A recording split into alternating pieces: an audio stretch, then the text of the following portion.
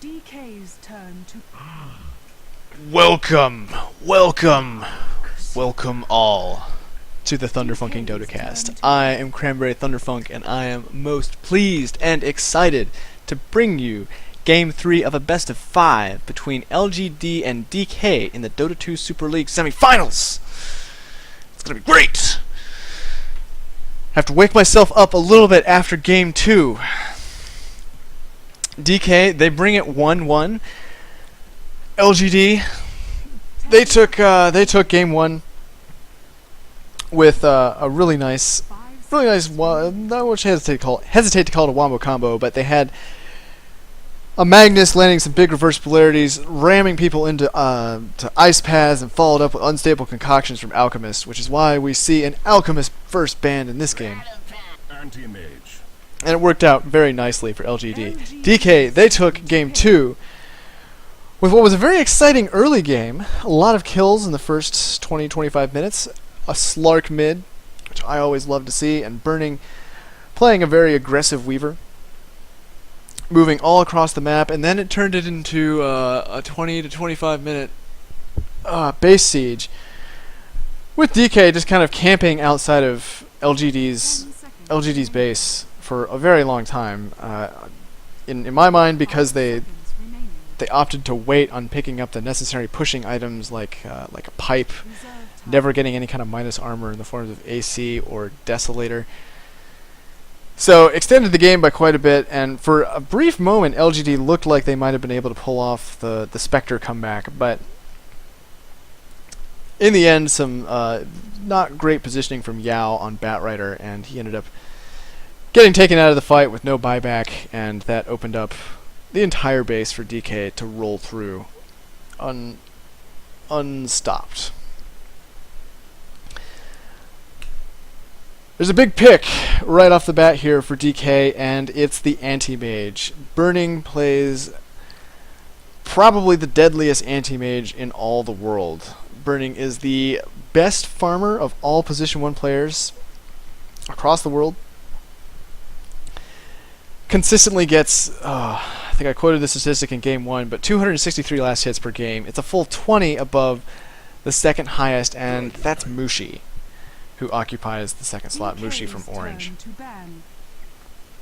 He's uncontested as the best carry player in Dota, and Anti-Mage is one of his best heroes because Anti-Mage is the best farming hero. 10 seconds remaining. Burning has the ability to show up at 25 to 30 minutes 6-slotted and completely just take a giant steaming dump all over the enemy team, regardless of how the rest of his team has been doing. It's something that he's been able to do on Anti-Mage a number of times. Also did that on Morphling a number of times as well. Morphling is another signature hero for Burning, but Anti-Mage is, at least in my mind, the most classic one. LGD, they start off with the Darkseer and Dragon Knight, so it'll probably be a Dragon Knight mid, Darkseer offlane, and then their next 3 picks will be their tri-lane. Could be a Darkseer jungle. 10 seconds remaining. It's always possible to have a Darkseer jungle, 5 seconds remaining. potentially rotating in and out of the offlane. But LGD will probably look to pick up 2 more supports and a hard carry to fit into that safe lane. With an anti-mage, it's unlikely that DK will go for an aggressive tri-lane. It's still possible, but I think they would prefer just to guarantee the earliest possible Battle Fury on anti-mage. The sooner he can get that Battle Fury, the sooner he becomes pretty relevant throughout the game, and his farm becomes just unstoppable. Like, no matter how many, unless you kill him over and over and over again, or take multiple sets of racks, Anti-Mage's farm will not be stopped once he has the Battle Fury. One thing that LGD I think will really need in order to stand up to Anti-Mage is a lot of reliable stuns and potentially silences. It's likely that Burning will go for a BKB on his Anti-Mage, particularly with a Darkseer and Dragonite in the game already, does not want to be... whatever LGD picks up next, it's going to have more disable, and the BKB is just it's kind of a necessity if he wants to have 10 seconds. the necessary impact. DK's LGD banned out the turn Slark, to which pick. I think is probably a wise choice. Slark proved his really high effectiveness in the last game, just being so mobile and getting out of situations that many other heroes cannot because of the Dark Pact. But more importantly, he was just LGD tearing turn up to the pick. supports on LGD. Rubik had a very hard time that game because of Slark. Once he pops the Shadow Dance, unless there's already sentries down or some form of disable or detection immediately nearby, there's no way to disable him. He can just keep hitting you while he's invisible, and it's a pain in the ass. I like the Shadow Demon pickup by DK. It's a bit of a stolen pick, making sure that LGD don't pick it up. DK's turn to pick. And it's also a good synergy. They can make illusions of their own anti-mage, and that can help their pushing power. It can help their team fights, makes defensive disruptions that much more useful. I have a little bit of concern for the Rubik pick on LGD. Now, Rubik is one of the supports that you can basically never criticize it. It's almost never a bad choice. But Rubik definitely struggles versus anti-mage. The only saving grace is that Rubik can still blink.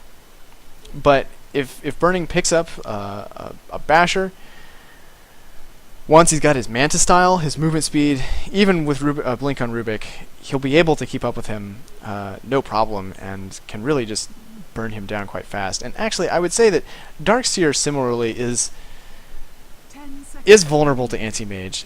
Massive mana pool, meaning that he's just a constantly juicy mana void target, and it's bolstered by the fact that Darkseer is guaranteed to get a decent amount of farm, which will further increase his mana pool, which means an even more powerful mana void.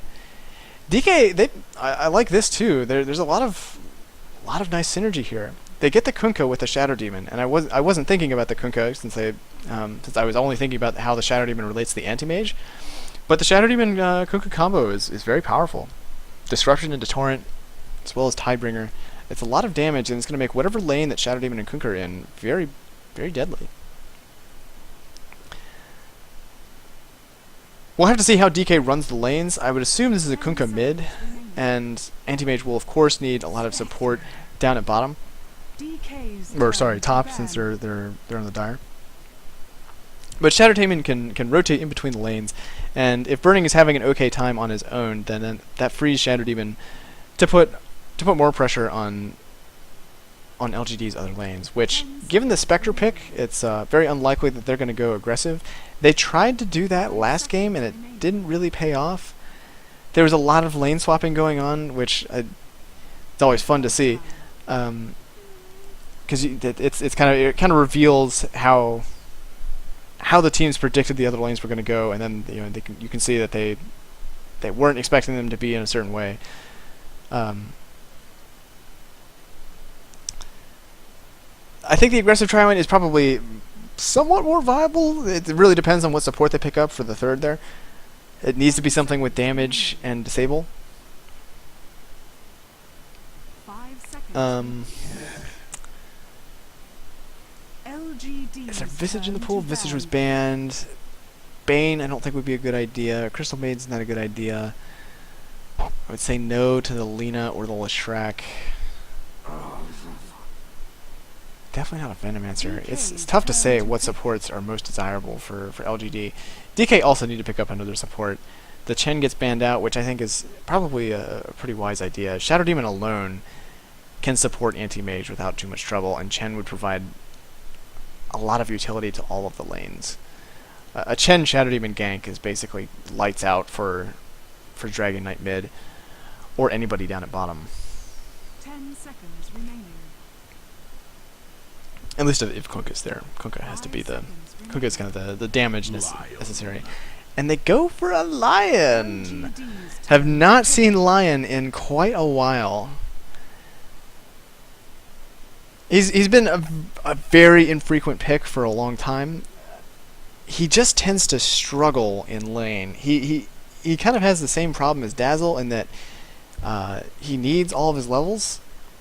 He needs multiple levels in his stun because the level 1 stun is crappy. It's a 1. 10 seconds. If you really want to count the hundreds of seconds, it's a 1.02 second stun. Stun. Silencer. A silencer from LGD. Very interesting. I actually like that pick quite a lot. But the Lion needs the levels to get his stun to a decent duration. It goes up by 0.5 seconds each rank, which is quite good. The damage is mediocre on it, but the length is very, very strong. The Hex also, it's 1.75 seconds at level 1, which is pretty decent.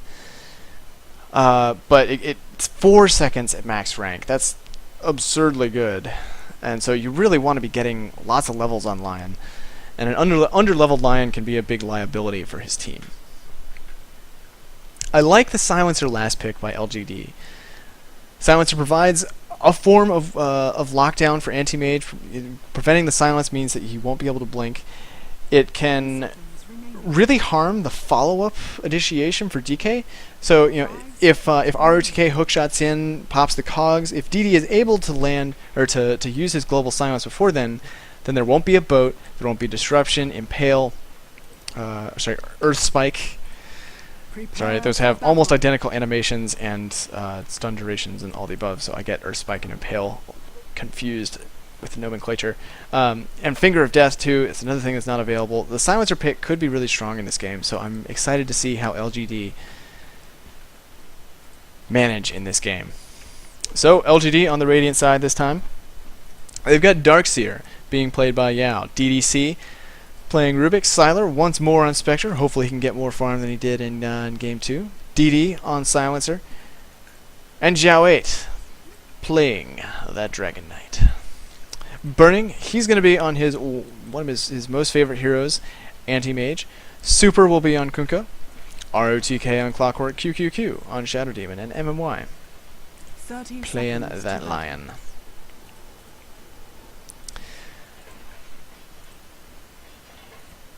So, getting a look at the lanes here. Burning will be in the safe lane.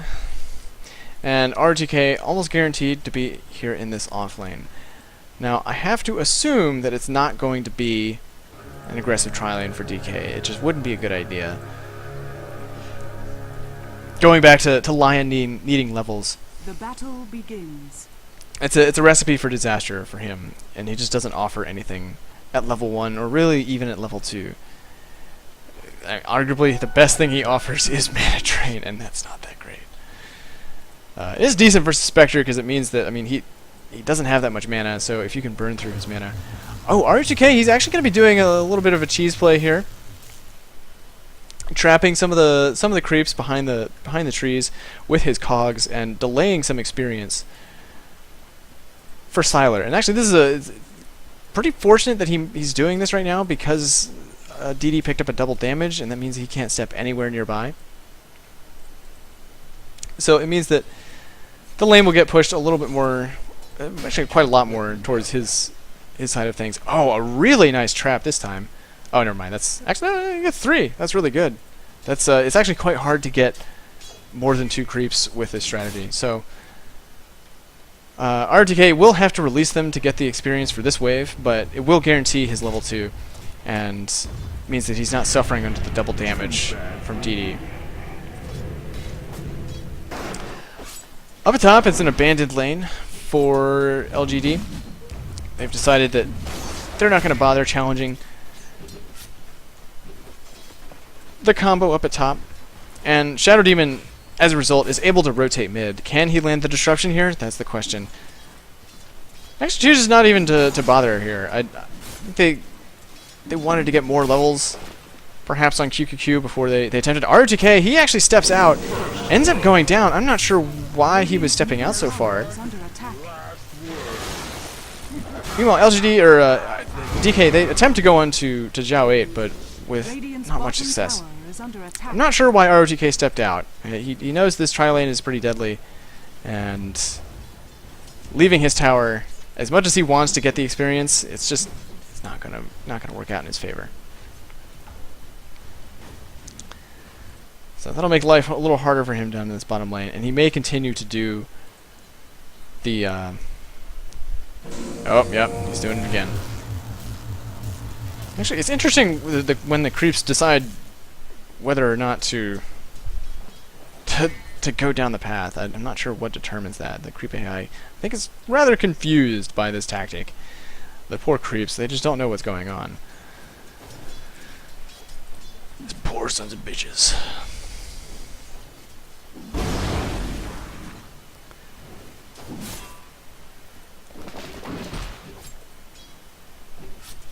Well, it's going to be another passive early game. That seems to be the pattern with these two teams playing against each other. Particularly with QQQ staying mid, it's really hard for Zhao 8. He's going to get some farm, but he can't really step out very far. Now that there's level 2 on QQQ, he's got his soul catcher, and that damage, I mean, that just strictly, straight up extra 20% on that combo, and that's what's necessary to bring home the kill on the Disruption Torrent Wombo combo.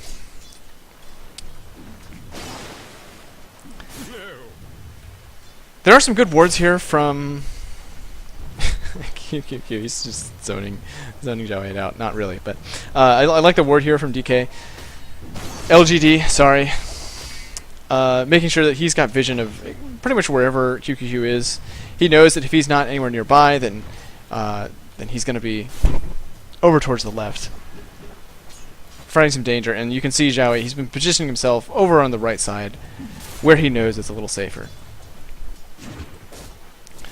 rotk continues to get some Radiant's middle tower is under attack. some farm over in this off lane, and similarly for Yao, he's left the jungle and returned up to top since he knows that Shadow Demon is not there, which will create a little problem for Burning. He does have his ring of health up already, which that's actually quite important and will allow him to tank some of the Ion Shell damage. But it means he's not going to be completely uncontested in this lane, and will, as a result, probably miss a few last hits. Oh, there's the combo onto Zhao 8, but they're not quite able to finish him off. He does drop really low, and will continue to give Super a lot of room in this lane. He's actually quite far ahead at this point because of the presence of QQQ. He's sitting at 27 and 10 versus 12 and 2 on Zhao 8, and that's pretty ideal for him. I also like how they're sharing the bottle here. Super used up 2 of the charges, then gave the last one to QQQ to make sure that he continues to have mana for his Disruption and Soul Catcher.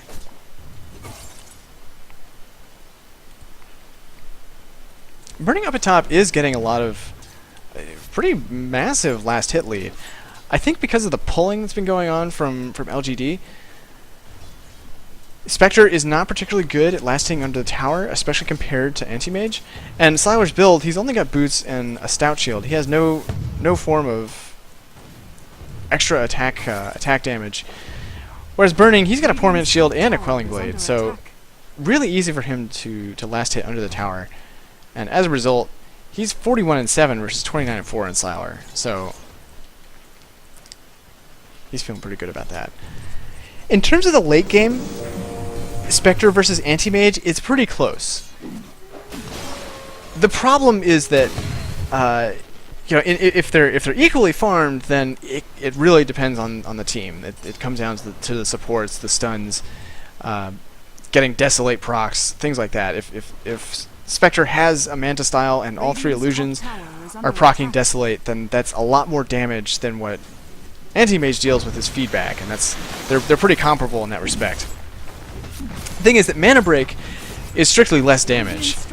64 mana burned, and it's the damage dealt is 60% of what you burn. So that's 32. It's about 34, 36-ish damage, as opposed to 65 pure damage on Desolate. So in terms of damage, Spectre outcarries. On top of the fact that she makes illusions on everybody, which is really dangerous for the supports on DK. Shadow Demon and as well as Lion are going to suffer under Haunt.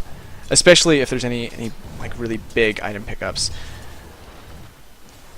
That said, Anti-Mage's farm will continue to be just way better than Sylar's, especially once he picks up his Battle Fury. Spectre's farm never really gets out of control. One of the reasons that Radiance is a popular pickup on Spectre is it provides... Oh, there's a Dragon Tail onto Super. Haunt and Reality are used by Sylar. He jumps in. He picks up the kill onto Super. This is a really nicely organized kill. It did take 4 heroes to do it, but that's okay. I mean, they kill Super, who's the second highest farmer on DK right now, and presents a lot of danger to LGD. So a very nice kill. And this is the other mechanism by which Spectre can farm, is by participating globally in kills. Can continue farming happily all day. As soon as a fight starts, show up for the assist gold, or even better for the last hit, such as there. And as opposed to basically any other carry, his downtime on farming is very low. So Anti-Mage, Burning is sitting at 1100 gold. He'll probably have a 11 to 12 minute Battle Fury, and that's not even naked. He's got treads as well as a poor man's shield, so his farm is really quite strong. And 66 last hits at 8 minutes. That's pretty close to perfect. Particularly versus the Darkseer, you're going to be expected to lose some last hits. It's impossible to perfectly last hit under the tower unless you get lucky. At some point, there's just going to be one that you can't get. There's a smoke up by Super and QQQ here. There are 3 at bottom, and rotk is not yet 6, so he has no hook shot. So I think probably not going to be able to find a kill.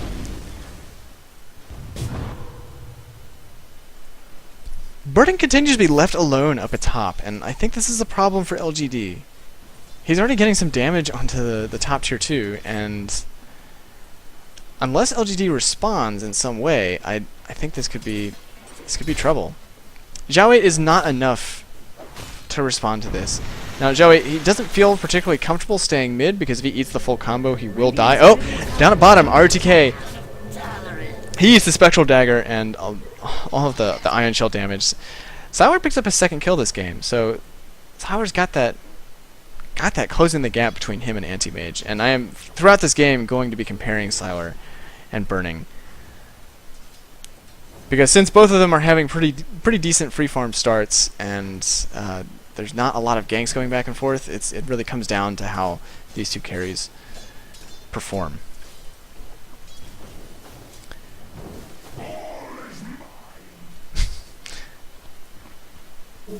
There's a surge onto Xiaowei. It looks like they're going to go straight for... Oh, nice response from QQQ. He lands the disruption. There's the boat, the torrent, the boat. Oh, it lands. It actually lands on 2 there. There's a haunt by Spectre. He goes in the middle of 3 here. This could be a little dangerous for him. Wow, a nice use of the Fingers of Death to finish off Silencer.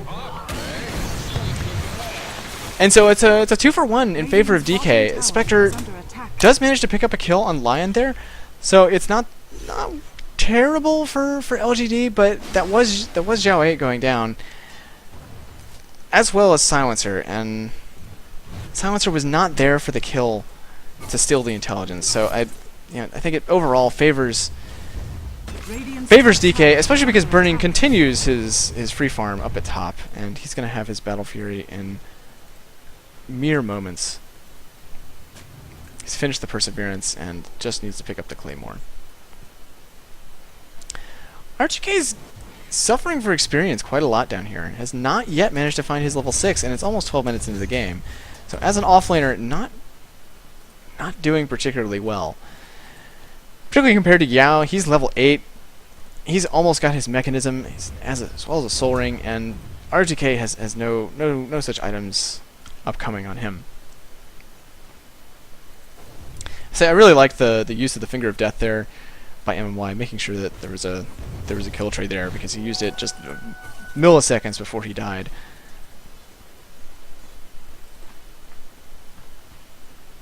Interesting build by DD. I think because Curse of the Silent is very strong if you're in a tri-lane versus tri-lane scenario. landing it on multiple heroes means it ends up being effectively a lot of damage and good mana burn. There's a smoke up by 3 here by LGD. They may attempt to wrap around, but this is very risky.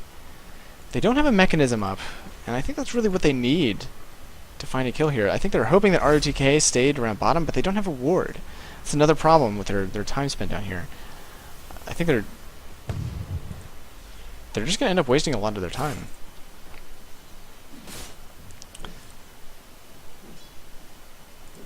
Dire's bottom tower is under Dragon Form popped on Zhao 8, so they'll look to take down this bottom attack.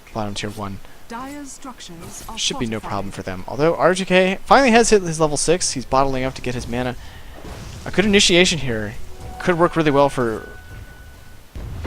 Oh, that torrent just barely misses Zhao 8. If that had hit, that would have been a kill.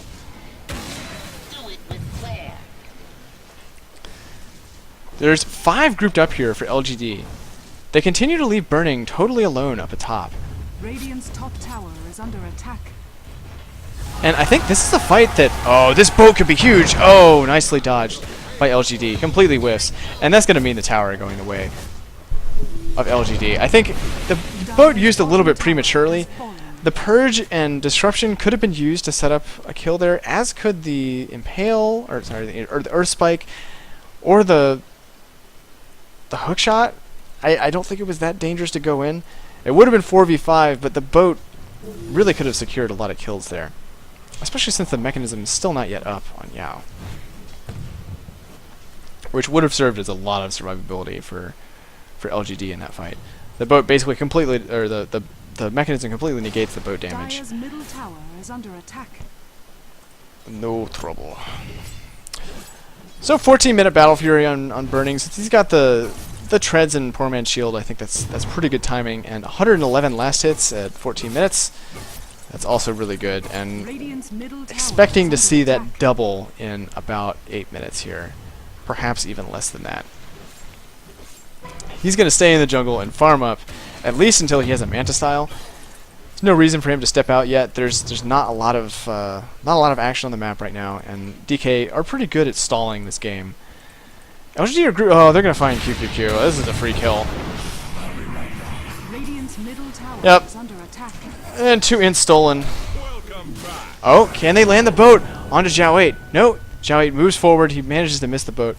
Sylar, he uses the Haunt in reality. He's going in on Super. But there's the tower here to protect Super, as well as MMY with the Finger of Death, so he should escape okay. Radiant's middle tower is under attack. A good kill for LGD, and really what's more important is this tower. They really want to be getting rid of the top tier towers Radiant's middle tower has to make the fallen. jungle a somewhat less place for Burning to be farming. But that said, Burning, he's doing really good in his positioning on the map. He takes out the mid tier 1 on his own, Has fallen. Radiant's and middle actually picks up the tower last is hit on under that, so attack. that's pretty important for him. Dire's bottom And that'll allow tower him to is just under go attack. straight into the Radiant jungle and start farming to his heart's content.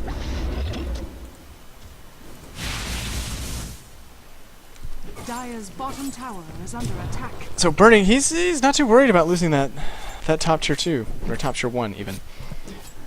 Man, I don't know how I confuse tier 1 and tier 2 so often, but maybe it's because they both start with the same word. That's possible. There's a smoke up on 3 here from DK. They could think about the Roche. They don't have any form of armor reduction, so I don't think that they would necessarily go particularly well. There are no wards up for LGD on the right side of the map here. They've got one on this hill here, which I think is a fairly useless ward at this Dire's point in the middle game. tower is under attack. It really doesn't provide a lot of important vision. I mean, you basically get sight of this channel of the river, and that's it. Radiant's bottom tower is under attack. They've also got a ward here. It's kind of more of a laning ward. It will spot Burning at certain points of his jungling, but that's about it. Honestly, I feel like if they really wanted to spot Burning jungling, a ward right here would be very strong. Ward right here, here. Any of those are, I think, a little more viable and useful for LGD's purposes, because they're starting to fall behind in farm. You can see it's only 1,000 gold, but as Burning continues his farm fest, and my prediction is on track to be correct. He was 111 last hits at 14 minutes, and now he's 160 at 17. Dire's So middle tower is under attack. he will soon have double the farm. As burning continues to just be uncatchable, because it's just really hard for LGD to get on top of him. Particularly without any kind of global initiation. They don't have a clockwork to get him from long range. They don't have a nature's prophet to jump on top of him. And they don't have any orchids or decent silences. Although LGD, they look to take a fight in mid. DK, they want to back off as much as possible. sylar tries to dive this. They do pick up ROTK for their trouble. There's a boat flying in. It's going to land on Yao. He's got the mechanism still. Will he stay alive? That's the question.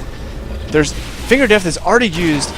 Hookshot by ROTK onto Yao. Burning shows up. He's got his Yasha, so he's starting to deal some damage. He's stuck inside the cogs for the time being. So it's a 2 for 2? I guess it's probably a 2 for 3 because there was a buyback from ROTK in that fight. The question is, will this stop the push from LGD? A concern I have for LGD here is just that sylar's not farming really quite as much as he should be. He's doing decently. I mean, he's only a little bit behind Kunkka, and this is a Spectre after all, so not going to be the fastest farmer in the game. But all the time spent grouped up means that Spectre is rather underleveled. I mean, Burning's level 14, just about to hit 15, and sylar is only recently hit 11.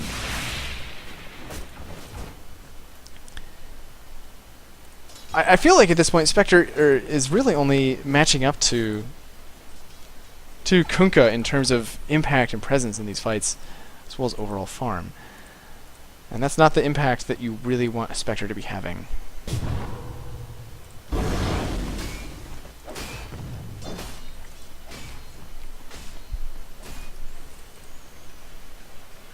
Eight 4, 19 minutes in. I suspect it may be a while before DK gets the action going, because they're happy to just continue let Burning farm. Continue. Yeah. Grammar's difficult. Words. English. Oh, there's Dragon Form popped on Zhao 8. They're looking to kill Super here. There's the last word. Dragon Tail does land. There's a Haunt in reality from sylar. The Earth Spike does miss. Drums are popped on Super. He's really tanky. He's not going down as fast as they wanted him to. Disruption on sylar is actually going to be a big deal. They're proccing that Desolate. Boat's flying in. It's going to land on 2. Zhao 8 goes down. So LGD, they really have to back off here. They really don't want to be sticking around. They need Zhao 8 in this fight. They do have the global silence, but that's not enough, especially with the wall already popped. And that wall did not accomplish anything.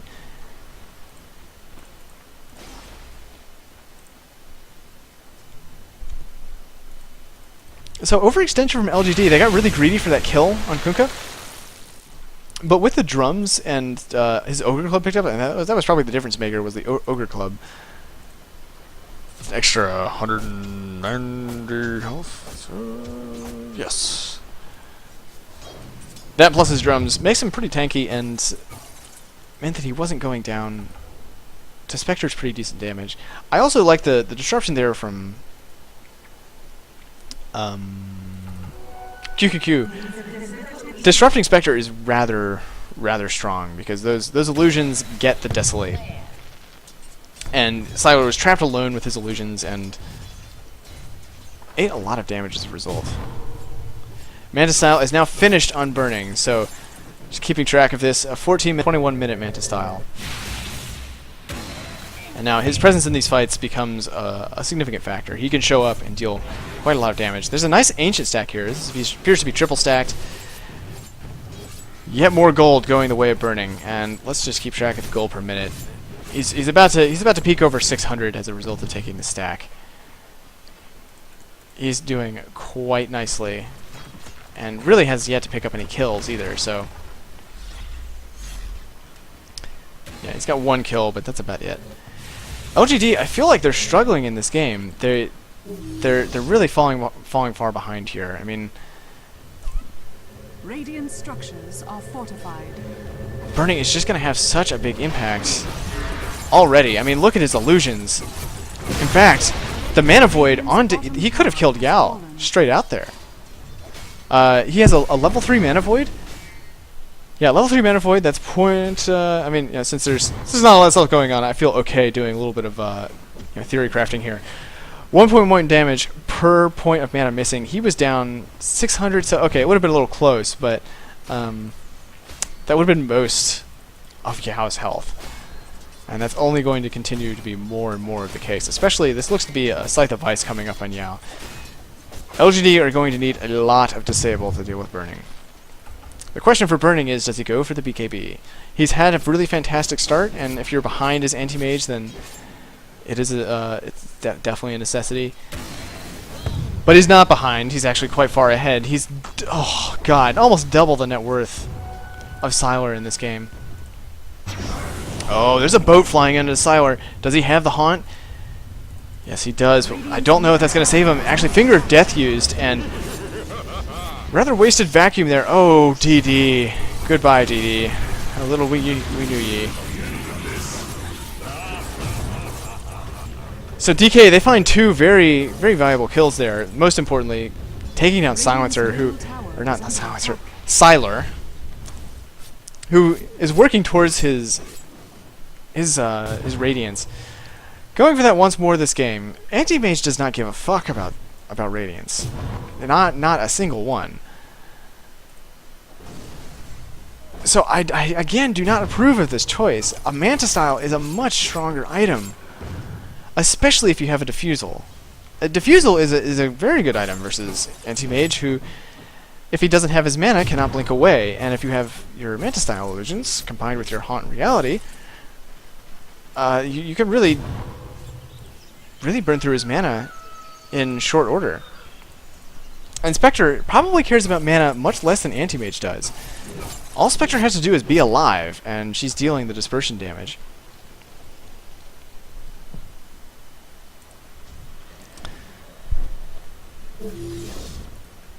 So in terms of items here, Super, he's picked up his BKB, has not gone for the Shadow Blade early on this game, which I think is a fine choice. Don't really need the Shadow Blade to find the boats they're looking for. They're getting them anyways. Reaver is picked up on Burning, so he's going straight for a Heart, which I think is a pretty good choice, especially against a Spectre, where you want to be tanky as possible.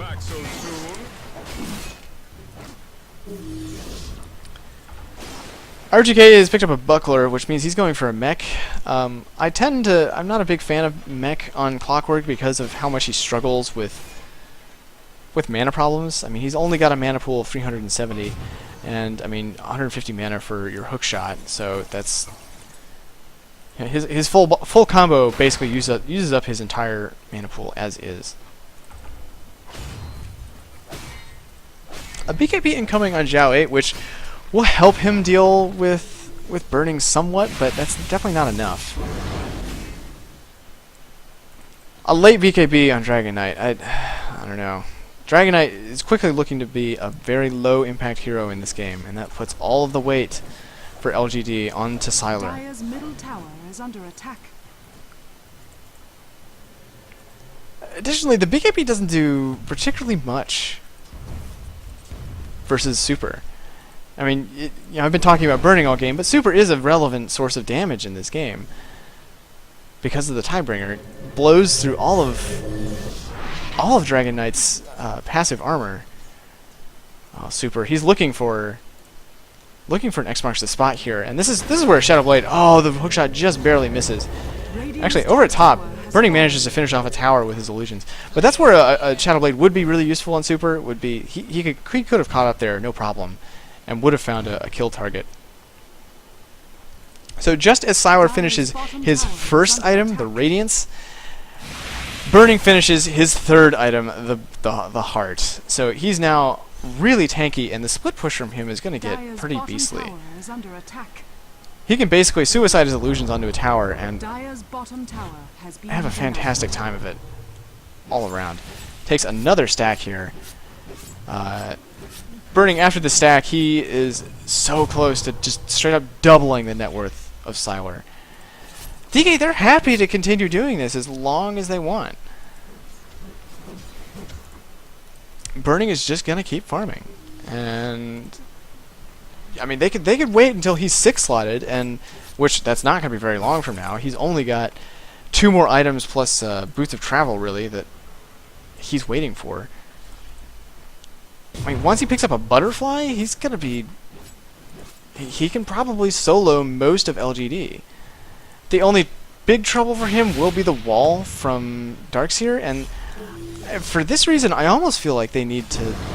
They say, fuck it to the disables, just make illusions of him. Dire's top tower is under Go attack. for an Ags and Refresher on Yao, and turn that into, you know, turn Anti-Mage's power against him. Because that's definitely viable. Xbox the spot used on Zhao 8, but there's no follow-up.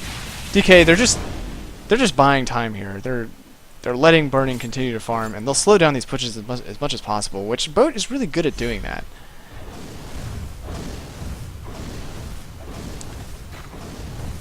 It's possible that LGD might find a tower here. RTK was definitely he's thinking about going for the hook. BKB popped on Zhao 8. Haunt is used. QQQ, he drops really low. The wall into vacuum, only onto 1, however. Hook shot onto Zhao 8. Boat flies in. Doesn't land on anybody, however. Burning. He's already used his Manta style illusions, and they're going to town on something. Oh, the Mana Void used on Yao. This fight does not work for LGD whatsoever. Triple kill for Burning already. Quickly looking to be an ultra kill. DDC did steal the blink, so he lives just barely, but LGD, they let Burning free farm for 28 minutes, and this is what happens. And I don't see a reason to think that this is going to change. 353 last hits on Burning at this point. Absurd farm. But it's exactly what's to be expected from the top farmer in the world on the best farming hero in the game. It's a match made in heaven and or Dota. Maybe Dota heaven. I don't know what that would be. Maybe it's a world where there is no low priority queue. I like that by DK accidentally putting the Roche timer in all chat. Eagleson picked up on Burning, so he's going straight for the Butterfly next. He'll have that probably with 1 more wave, maybe 2. And he should be able to instantly destroy any hero on LGD. With the exception of perhaps Zhao 8, who, if he pops his BKB in time, might live a little bit longer. I would imagine the final item for Burning will be a Basher. I think that's the most sensible pickup. Someone on DK should probably pick up a Vlad's. It's just really helpful for Anti-Mage to have that extra sustainability, and you don't want one of your item slots to be taken up by such a low value item as Vlad's. It does offer a lot for Anti-Mage, but it's just, compared to what he gets from other items, like an Abyssal Blade, or any of the items that he has currently,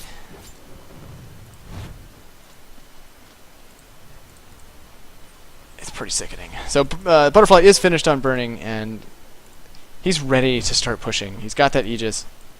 That happened, by the way. I was watching it, didn't mention it. Dire's top tower is under attack. LGD, I don't see how they're going to be coming out of this. I don't want to, be beating dead horses or anything, but the Radiance pickup is just a terrible idea. It does nothing versus Burning, and most of DK are not that concerned about it. RTK and Super are fairly tanky and not that worried about the Radiance damage. It's really only a problem for QQQ and MMY. Oh, the illusions being made by QQQ. They're almost enough to push down the tower on their own. Last word is used on Burning, which will he should have cast a spell there, because now he gets disabled or disarmed. They'll deal as much damage as they can to Burning, but he's got the heart. He can immediately just step out of the fight and heal back up. No trouble. So yeah, the Radiance offers nothing versus the big problems on DK, that namely being Burning, but also Super. Diffusal would be much stronger versus everybody anyways. Oh, Haunt, Reality used, Global Silence is used, Vacuum into wall on 2, Boat flies in, lands only on DDC. Zhao 8, he's popped his BKB, he's doing as much as he can in this fight, but Burning, he's not even dropping low. He still has his Manta style illusions, he pops that. And oh, actually, he dives further. Couldn't quite see what he was doing. He's going to use up his Aegis here, but that's A-okay. With Yao down, Yao does not have a buyback, and that's a Scythe of Vice out of the fight for LGD. Zhao 8, he goes down, but buys back immediately. Bottom tier 3 drops. Now it's onto the racks. All of the ultimates are gone for LGD. They have no decent way of challenging this. And that's the first set of racks. LGD, they continue their descent into a big loss. Oof. Nice force staff will save DD, but Zhao 8, he's getting rocked by these illusions. DK, they can dive this. Yeah, LGD, thank you for calling the GG. I didn't want to see this get dragged out forever. So there you have it. The burning anti-mage. What was his gold per minute at the end there? 793. No big deal. 6 slotted, pretty much at the end of the game. I guess it's 5 slots, but Aegis was in there too. LGD did not pick a lineup that could challenge Burning's anti-mage whatsoever. Fast forward through this so I can get to the stat screen. Not at all. The only thing that they could really do